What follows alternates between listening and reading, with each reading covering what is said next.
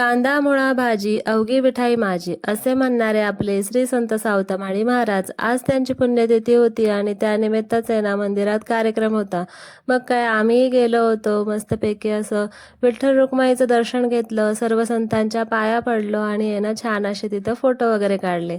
त्यानंतर आम्ही गेलो होतो जेवायला. जेवण वगैरे आलो आणि बाहेर आलो तर बाहेर पाऊस पडत होता, त्यामुळे आहे ना तिथेच आम्ही थोड्या वेळ बसून राहिलो. त्यानंतर मुली गेल्या होत्या क्लासला. मग काय क्लासवरून आल्यावर म्हणायला लागले आई खूप भूक लागली आहे. मग काय मोठ्या मुलीला पोहे बनवता येतात, मग तिला म्हटलं बनव पोहे. मग काय कांदा टोमॅटो वगैरे चिरून आहे ना असं परतून घेतला आणि पोहे भिजवायचे राहिले होते. मग काय पोहे वगैरे भिजवून घेतले, असे पोहे केले आणि म्हटले आता शेंगदाणे घालायचे राहिले.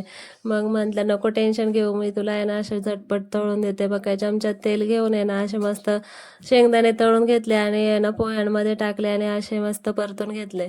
त्यानंतर तिने डिशमध्ये सर्व करून आहे ना छोटी शेव त्याच्यामध्ये घालून मस्त असे आम्हाला दिले खायला. पोहे खरंच खूप छान झाले होते. इथे ना शिवमची नाडी निघाली होती तर तो आम्हाला दाखवत नव्हता, दादा कोंडके झाला होता.